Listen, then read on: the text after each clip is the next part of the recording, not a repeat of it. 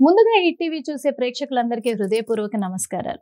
మరి శ్రావణ మాసం అనగానే అందరికీ గుర్తొచ్చేది శ్రీ మహావిష్ణువు.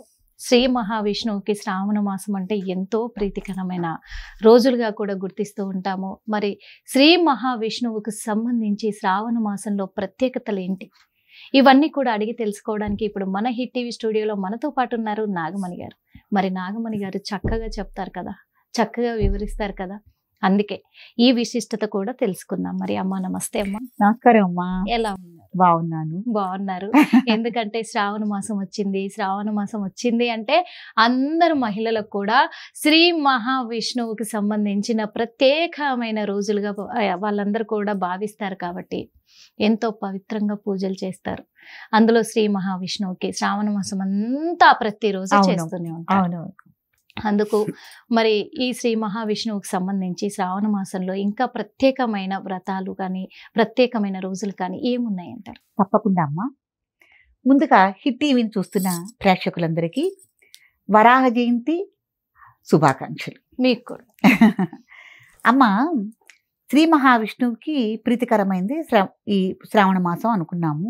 ఈ శ్రావణ మాసంలో మనకి కృష్ణాష్టమితో పాటు వరాహ జయంతి, హయగ్రీవ జయంతి ఇవి కూడా శ్రీ మహావిష్ణు అవతారాల్లో ఇవి కూడా ఉన్నాయి కదా.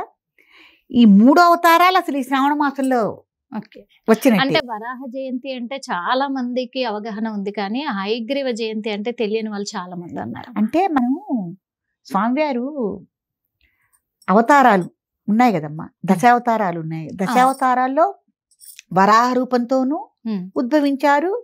హయగ్రీవ రూపం అంటే మన గుర్రం మొహంతో ఉంటారు, ఆ రూపంతో ఉద్భవించారు. కృష్ణాష్టమి కూడా మనం చేసుకుంటున్నాం. ముందుగా వరాహ జయంతి వస్తుంది. ఈ వరాహ జయంతి రోజున యథావిధిగా శ్రీ మహావిష్ణువుని పూజ చేసుకోవటం వల్ల ఎవరైనా కూడా భూ సమస్యలు అంటే భూమికి సంబంధించిన కోర్టు వివాదాలు ఉంటాయి. దాయాదుల వల్ల కానీ, స్నేహితుల వల్ల కానీ, ఏదన్నా రియల్ ఎస్టేట్ బిజినెస్ చేసేవాళ్ళు కానీ కొన్ని సమస్యల్లో ఇరుక్కుని ఉంటారు. భూమికి సంబంధించిన వివాదాలు. వాళ్ళు ఈ సమస్యల్లో ఉన్న వాళ్ళు ఎవరైనా, లేదు ఏదైనా ఒక కార్యాన్ని మనం సాధించాలి, ఏదైనా ఒక ఇండస్ట్రీ స్థాపించాలి, లేకపోతే ఏదైనా ముఖ్యమైన ఏదైనా పైన ఎలా అంటేనమ్మా రాజకీయ నాయకులు ఏదైనా ఒక రాజకీయ పార్టీ పెట్టాలన్నా, రాజకీయ పదవిలో ముఖ్యంగా పైకి ఎదగాలన్నా, అంటే పట్టుదల కలిగిన ఒక అంటే భారమైన పనులు, భారం కదా వరాహం అంటే, అట్లాంటి పనులు ఏవైనా ఉన్నాయంటే అవి మనం చక్కగా చేసుకోవాలి అని అంటే స్వామివారి అనుగ్రహం కావాలి. అనుగ్రహం కావాలి. కాబట్టి ఈ వరాహ జయంతి రోజున ఎవరైతే ఈ కోర్టు సమస్యలు, భూమికి సంబంధించిన సమస్యలు ఉన్నవాళ్ళు వరాహస్వామిని ఆరాధన చేసి శ్రీ మహావిష్ణువు రూపంతో యథావిధిగా వాళ్ళకి ధూపదీప నైవేద్యాలు సమర్పించి బ్రాహ్మణ్ణి నియమించుకుని ఈ వరాహ జయంతిని ఎవరైతే చేసుకుంటారో ఇటువంటి ఈతి బాధల నుంచి వాళ్ళు బయటపడతారు. ఓకే. అంటే ఈ వరాహమూర్తికి విష్ణుమూర్తికి సంబంధం ఏంటంటే, వరాహ అవతారం ఎత్తారు కదమ్మా. ఓకే, విష్ణుమూర్తి ఇంకొక అవతారమే వరాహ అవతారం ఎత్తారు కదా. కాబట్టి ఈ మనకి స్వామివారి అవతారాలు ఎన్ని? దశావతారాల వరాహ అవతారం ఒకటి కదా. అందులోనూ ప్రత్యక్షంగా మనకి విశాఖపట్నంలో ఉంది కదా సింహాచలం, వరాహ రూపంలో ఉంది కదా.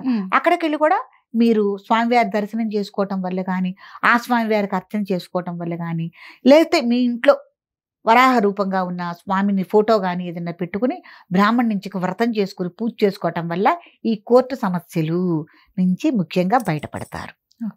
తర్వాత ఇదైనా 4 రోజులకే మనకి హయగ్రీవ జయంతి కూడా వస్తుంది. శ్రీ మహావిష్ణు అంశంలోనే హయగ్రీవ రూపం అన్నమాట. హయగ్రీవ రూపం గుర్రం మొహంతో ఉంటారు స్వామి. ఈ హయగ్రీవ రూపంతో ఉన్న హయగ్రీవ స్వామి ప్రధానంగా ఏంటంటే విద్యకి అధిపతి. విద్యకు సకల విద్యలు మనకి రావాలి అని అంటే, మీరు ఇంజనీర్గా కానీ, డాక్టర్గా కానీ, ఏదైనా సరే ఉన్నతమైన స్థితిలో ఉన్నతమైన ఉద్యోగాలు మీరు ఏదైనా సంపాదించాలన్నా, ఉన్నత చదువులు చదువుకోవాలన్నా, ఒక సైన్సిస్టులు కావాలన్నా, ఏది కావాలన్నా హయగ్రీవ ఆరాధన తప్పకుండా చేసి తీరాలి. చేసి తీరాలి. జ్ఞానానందమయం దేవం ఇంకొకటి ఏంటంటే బుద్ధి మాందల్యం ఉంటుంది కొంతమందికి, అంత మందగోడిగా ఉంటారు కదమ్మా, వాళ్ళకు కూడా పరివర్తన వచ్చి ఒక చురుకుదనం రావాలన్నా కూడా హయగ్రీవ జయంతి తప్పకుండా చేసి తీరాలి. అలాగే మరి వరాహమూర్తి జయంతి రోజు కూడా, వరాహ జయంతి రోజు కూడా జరిపించుకోవాలి కాబట్టి ప్రత్యేకంగా వరాహ జయంతికి సంబంధించి ఏమైనా మంత్రోపదేశం ఉంటే దానికి కూడా అంటే అది మనం కోర్టు సమస్యలు కానీ రుణ బాధలు కానీ అవి ఉన్నాయి కదమ్మా.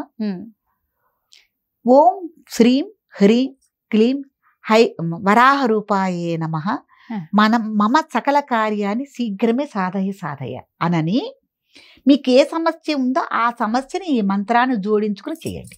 తప్పకుండా అమ్మ, మీకు మనస్ఫూర్తిగా ధన్యవాదాలు. ఎందుకంటే ఈ శ్రావణ మాసంలో వచ్చే విష్ణుమూర్తి విశిష్టతలన్నీ కూడా మాకు వివరించినందుకు ప్రత్యేకంగా మా హిట్ టీవీ ప్రేక్షకుల ద్వారా, మా ద్వారా కూడా మీకు హృదయపూర్వక నమస్కారం.